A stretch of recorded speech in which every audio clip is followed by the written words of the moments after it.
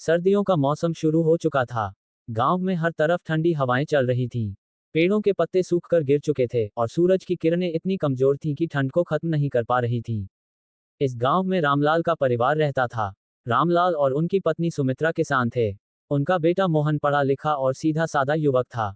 मोहन की शादी गांव की ही राधा से तय हुई थी। राधा एक गरीब परिवार से थी, लेकिन मेहनती और समझदार लड़की थी।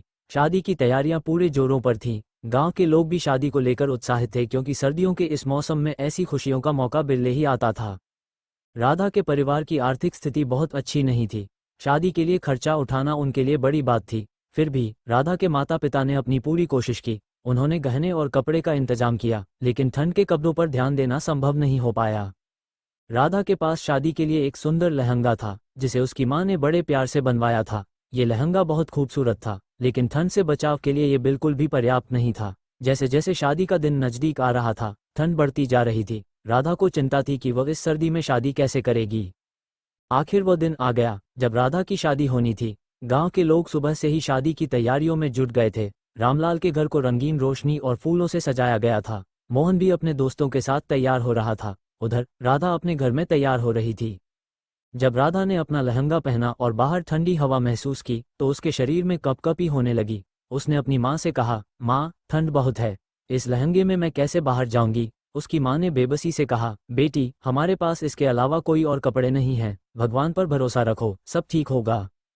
राधा ने कुछ देर सोचा और फिर उसकी नज़र एक पुराने बोरे पर पड़ी, जो अनाज रखने के लिए इस्तेमाल होता था। उसने तुरंत एक उपाय सोचा। उसने अपनी माँ से कहा, माँ, इस बोरे को काटकर मैं इसे लहंगे के नीचे पहन लेती हूँ, इससे मुझे ठंड से बचाव हो जाएगा।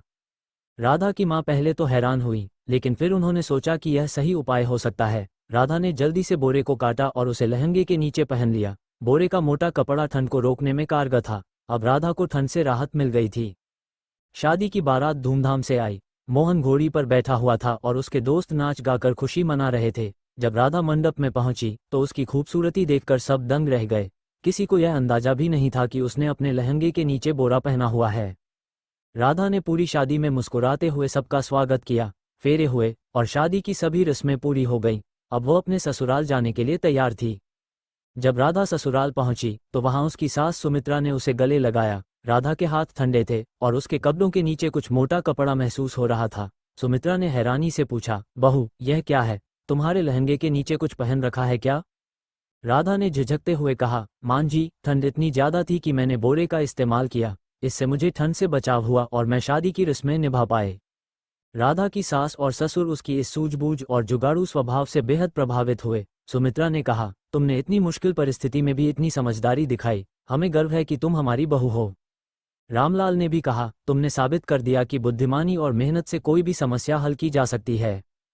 उस दिन से राधा पूरे घर की चहेती बन गई। ससुराल वालों ने तय किया कि अब राधा को ठंड में कोई दिक्कत नहीं होगी। उन्होंने उसके लिए नए गर्म कपड़े बनवाए और उसकी हर जरूरत का ध्यान रखने लगे। ये कहानी हमें सिखाती है कि परिस्थितियां चाहे कितनी भी कठिन क्यों न हो, अगर हमारे पास समझदारी और आत्मविश्वास है, तो हम हर समस्या का समाधान ढूंढ सकते हैं। राधा का बोरे का लहंगा केवल एक साधन नहीं था, बल्कि उसकी सूझबूझ, आत्मनिर्भरता और जुझारूपन का प्रतीक था। इस कहानी से हमें ये भी सीखने को मिलता है कि परिवार में एक दूसरे का साथ देना और उनकी भावनाओं और ज़रूरतों का सम्मान करना कितना जरूरी है। राधा की तरह हर व्यक्ति को मुश्किलों का सामना हिम्मत और दिमाग से करना चाहिए।